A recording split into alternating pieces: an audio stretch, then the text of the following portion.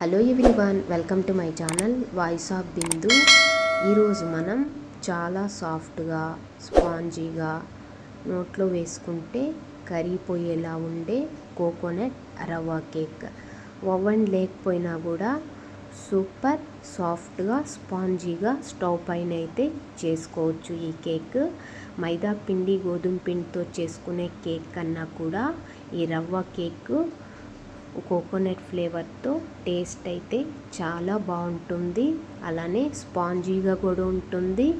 తినే కొద్దీ తినాలనిపిస్తుంది. అంత టేస్టీగా అయితే ఉంటుందన్నమాట. మరి లేట్ చేయకుండా వీడియోలోకి అయితే వెళ్ళిపోదాం. ఒకసారి ట్రై చేశారంటే మళ్ళీ ఈ కేక్నే చేసుకోవాలనిపిస్తుంది. అంత టేస్టీగా అయితే ఉంటుందన్నమాట ఈ కేకు. మరి వీడియోలోకి అయితే వెళ్ళిపోదాం. ఎలా చేసుకోవాలి ఏంటి అని. ముందుగా ఒక బౌల్లో 1/2 కప్పు కర్డ్ని తీసుకోవాలి. పెరుగుని యాడ్ చేసుకున్న తర్వాత ఇప్పుడు 1/3 కప్పు షుగర్ని యాడ్ చేసుకోవాలి.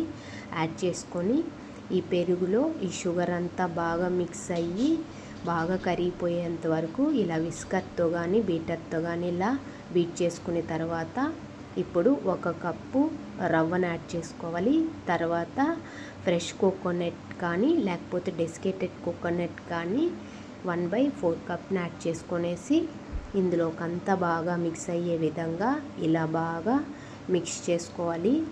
ఈ కర్డ్లోకి ఈ రవ్వ ఈ కోకోనట్ అంతా బాగా మిక్స్ అయ్యే విధంగా ఇలా బాగా మిక్స్ చేసుకొనేసి మూత పెట్టుకొనేసి ఒక 15 మినిట్స్ పాటు నానబెట్టుకోవాలి. ఆ రవ్వ అంతా బాగా నానిపోతుందన్నమాట. 15 మినిట్స్ తర్వాత ఇలా ఇందులోకి 1/4 కప్పు మెల్ట్ చేసుకున్న బటర్ని యాడ్ చేసుకున్న తర్వాత 1/4 కప్పు మిల్క్ మేడ్ని కూడా యాడ్ చేసుకోవాలి.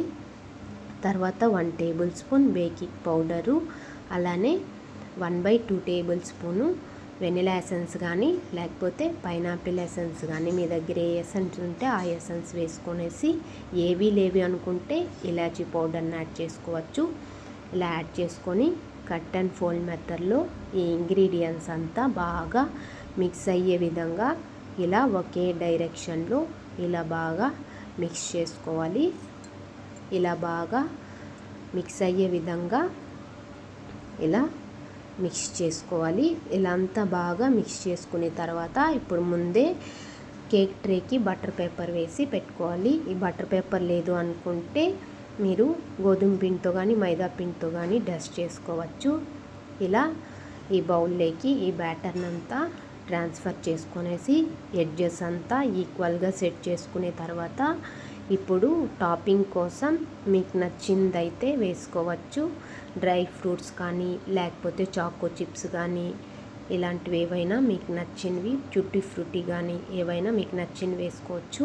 నేనైతే డ్రై ఫ్రూట్స్ని అయితే యాడ్ చేస్తున్నాను. ఇలా డ్రై ఫ్రూట్స్ వేసుకున్న తర్వాత 10 మినిట్స్ పాటు ప్రీహీట్ చేసుకున్న ఒక ప్యాన్ని ఇలా ఓపెన్ చేసుకొని అందులో ఈ కేక్ ట్రైన్ పెట్టుకొనేసి మూత పెట్టుకొనేసి 40 to 50 మినిట్స్ పాటు లో ఫ్లేమ్లో బేక్ చేసుకోవాలి. ఇలా 45 మినిట్స్ తర్వాత చూడండి, ఇంకా కొద్దిగా బేక్ అయ్యేది ఉంది కాబట్టి 50 మినిట్స్ తర్వాత ఇలా చాక్ పెట్టి చూసామంటే క్లీన్గా వచ్చినట్టయితే కేక్ అయితే రెడీ అయిపోయినట్టే. ఇలా చల్లారిన తర్వాత డిమోల్డ్ చేసుకొనేసి బ్యాక్ సైడ్ ఉన్న బటర్ పేపర్ని రిమూవ్ చేసుకోవాలి. ఈ బటర్ పేపర్ అంతా రిమూవ్ చేసుకున్న తర్వాత ఇంకొక సైడ్కి టర్న్ చేసుకోవాలి. ఇలా టర్న్ చేసుకొనేసి కట్ చేసి చూపిస్తాను చూడండి. కేక్ అయితే చాలా బాగా వచ్చింది. స్పాంజీగా సాఫ్ట్గా చాలా బాగా అయితే వచ్చింది. చూస్తుంటేనే మీకే అర్థమవుతుంది కదా ఎలా వచ్చింది కేక్ అనేసి. చూడండి, చాలా బాగా అయితే వచ్చిందనమాట కేకు. మీరు ఒకసారి మీ ఇంట్లో ఈ రవ్వ కేక్ని ట్రై చేసి ఎలా ఉంది ఏంటి అని కామెంట్ సెక్షన్లో కామెంట్ చేయండి. అలానే నా వీడియో నచ్చినట్టయితే లైక్ చేయండి, షేర్ చేయండి, సబ్స్క్రైబ్ చేసుకోండి. Thank you for watching. Please subscribe చేసుకోండి ఫ్రెండ్స్. అలానే నెక్స్ట్ ఒక మంచి రెసిపీతో కలుద్దాం. Thank you for watching. Bye.